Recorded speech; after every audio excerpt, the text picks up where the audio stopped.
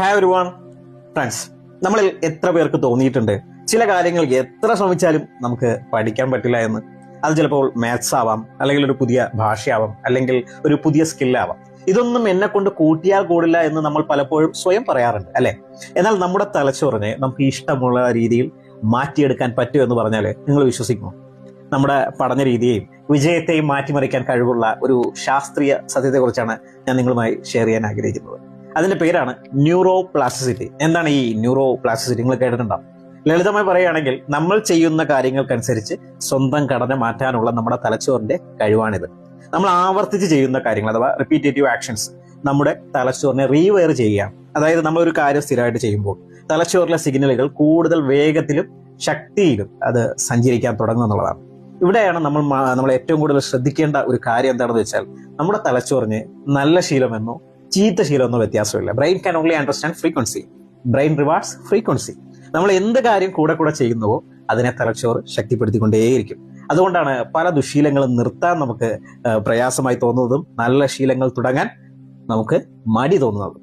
അപ്പോൾ നിങ്ങൾ പഠനത്തിലും ജീവിതത്തിലും വിജയിക്കാൻ നമുക്കിതിനെ എങ്ങനെ ഉപയോഗിക്കാം എന്നുള്ളത് മനസ്സിലാക്കണം. ഇതൊരു ഹാക്കിംഗ് മെത്തേഡുണ്ട്. ഉത്തരം സിമ്പിളാണ്: ഡോണ്ട് കട്ട് ദ ഫ്രീക്വൻസി. നിങ്ങൾ എന്ത് കാര്യം ചെയ്യണമെങ്കിൽ അതിന്റെ തുടർച്ച നഷ്ടപ്പെടുത്താതിരിക്കാം. ഉദാഹരണത്തിന്, ഒരു വിഷയത്തിൽ നിങ്ങൾ എക്സ്പേർട്ട് ആവാൻ നമ്മളൊരു 100 മണിക്കൂർ പഠിക്കണം എന്ന് നിങ്ങൾ കരുതുക. അത് ഒറ്റ ദിവസം കൊണ്ട് 12 മണിക്കൂർ ഇരുന്ന് പഠിച്ചാൽ നടക്കുന്ന കാര്യമാണോ? നടക്കാത്ത കാര്യമാണ്. മറിച്ച് ദിവസം എന്ത് ചെയ്യണം? കുറേശ്ശെയായി ചെയ്യുമ്പോൾ നമ്മൾ അറിയാതെ നമ്മൾ ചെയ്യുന്ന പല കാര്യങ്ങളിലും നമ്മുടെ നേട്ടത്തിലും മാറ്റങ്ങൾ സംഭവിക്കുന്നത് നമുക്ക് മനസ്സിലാക്കാൻ സാധിക്കും.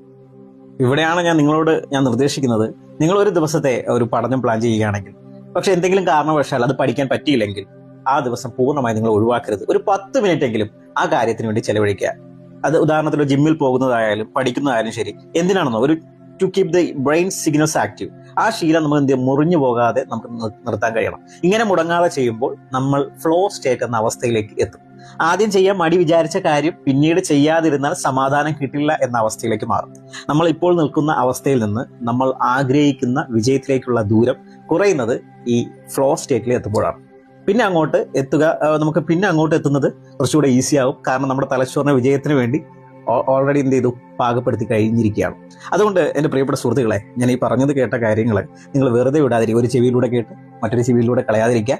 ഇന്ന് തന്നെ സമയം കിട്ടുമ്പോൾ നിങ്ങൾ ന്യൂറോ പ്ലാസ്റ്റിസിറ്റി എന്താണെന്ന് ഗൂഗിൾ ചെയ്ത് നോക്കുക. ഇതിനെക്കുറിച്ച് കൂടുതൽ വായിക്കുക. നമ്മൾ അസാധ്യമെന്ന് കരുതുന്ന പലതും കൃത്യമായ ആവർത്തനം കൊണ്ട് സാധ്യമാക്കിയെടുക്കാൻ നമുക്ക് കഴിയും. അത് അനുഭവിച്ച് തന്നെ നിങ്ങൾ അറിയണം. സോ ഈ കേട്ട വിവരങ്ങൾ പ്രാക്ടീസ് ചെയ്യുക. ലൈഫിൽ ഇത് ഉപയോഗിച്ച് വലിയ നേട്ടങ്ങൾ നിങ്ങൾ കരസ്ഥമാക്കുക. പ്രകാശം പരക്കട്ടെ.